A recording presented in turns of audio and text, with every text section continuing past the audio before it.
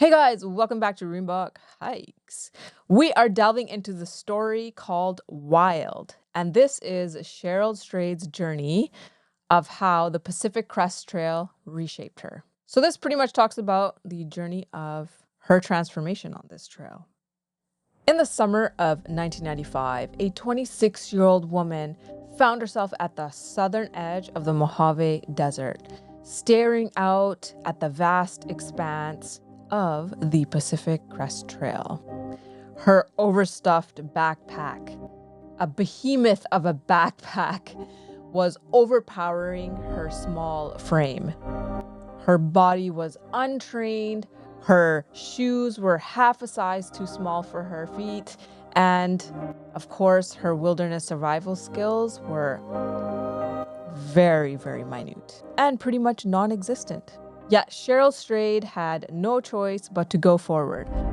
Her life, once seemingly filled with promise, lay in ruins. She had lost her mother, her rock, her anchor, to a sudden and cruel battle with lung cancer. Her marriage had crumbled. She was a casualty of her reckless decisions and self-destruction. The family that once felt so tightly knit and unraveled, and in its wake, Cheryl had spiraled into a darkness she no longer recognized. Drugs, one-night stands, a lingering, hollow pain that could not be drowned by heroin or forgotten in fleeting encounters with strangers. With nothing left to hold on to, she latched onto one last desperate idea: to walk herself back to life. And so, with trembling hands, she strapped on Monster, took a deep breath, and stepped into the wild. Part 1. Into the fire. The Pacific Crest Trail stretches for about 2,650 miles from the deserts of California to the dense forests of Washington. Cheryl's goal was not to walk all of it, but to cover an ambitious 1,100 miles, beginning in the Mojave and finishing at the Bridge of the Gods, where Oregon meets Washington. From the very first steps, she realized the depth of her unpreparedness.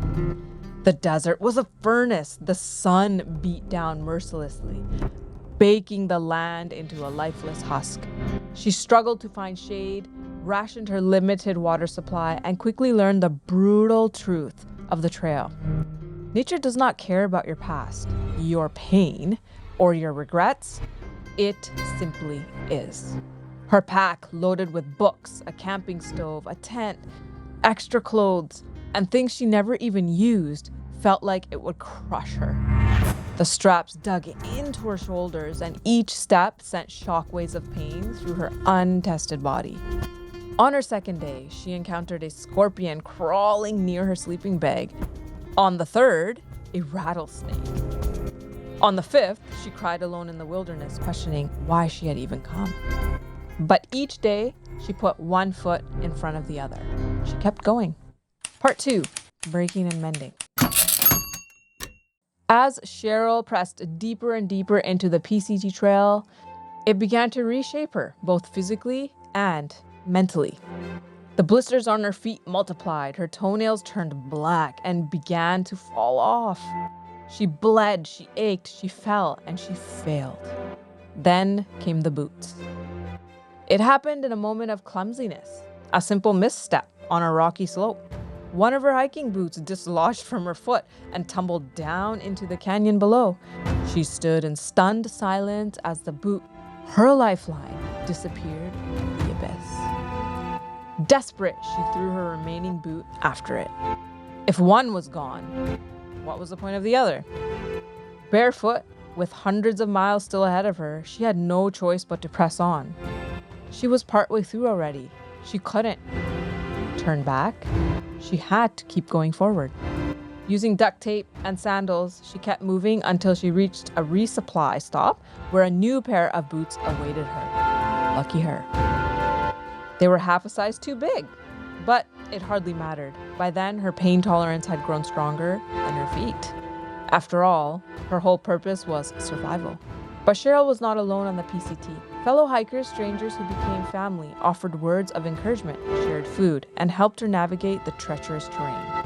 Trail angels, kind strangers who lived nearby the PCT, left caches of water in the driest regions, provided rides to nearby towns, and sometimes even offered warm meals. Their generosity meant to her that kindness still existed in the world. Part 3. The Mountains of Memory. By the time she reached Sierra Nevada, Cheryl had changed. The trail had stripped her right down to her essential self. Each day was a fight for survival. But for the first time in years, she felt something other than grief. She felt alive. Still, the ghosts of her past traveled with her. As she climbed the towering peaks of Sierra, she thought of her mother, of the way she had danced in the kitchen, of her boundless optimism, of the hospital room where Cheryl had watched her die. She thought of her marriage, of the man she had once loved and betrayed, of the mistakes she wished she could erase. She thought of the years lost to self-destruction, of the empty beds and drug-filled nights, of the moment she had wanted to give up. And then she thought of herself. Not the broken girl who had set foot on the trail, but the woman she was becoming. A woman who learned to set up camp in the dark. A woman who had learned to endure.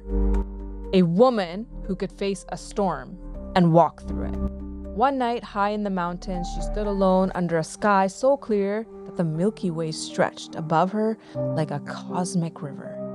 She had never seen anything so vast, so infinite. And in that moment, for the first time in years, she felt small in a way that wasn't terrifying. She felt free. Part 4. The Final Miles. As summer turned to fall, Cheryl neared the end of her journey. Her legs, once weak, had become strong. The weight of monster, which had crushed her, now felt like an extension of herself. She adapted. The trail had given her scars, but it had also given her strength. When she finally reached the Bridge of the Gods, where Oregon met Washington, she stood at the edge and looked at the river below. She had done it. The trail had not erased her pain. It had not brought her mother back, or undid the wrongs that she did, or erased all of her past mistakes. But it had given her something far more valuable, the understanding that she could survive, that she could keep going, that she could start over. Cheryl Strayed had walked herself back to life. As Cheryl crossed that final bridge, she was not the same person who had begun the journey. The PCT had reshaped her in ways she never could have imagined. And now I ask you, have you ever reached a point in your life where everything felt like it was lost? What did you do to find your way back? If you could embark on a journey that would push you to your ultimate limits, what would it be? And what would you do? What is the monster on your back? Tell me what they are.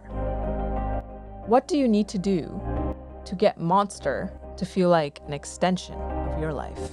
What is the monster on your back? What burdens do you carry, and what would it finally take to set them down? Now, this actually leads us to the point. What was the real point of this story? And what was the point of learning about Cheryl Strayed's story? It was merely the fact that the Pacific Crest Trail did not heal Cheryl. She actually healed herself. The trail was merely the path she took to get there. So, what path will you take? All right, guys, I hope you guys like that story. If you'd like to hear more adventure, epic stories, please do subscribe. And of course, comment below and let me know some different types of stories that you would like to hear narrated. And we will see you on the next one. Take care. We'll see you again. Thanks for tuning in to Reembok Hikes.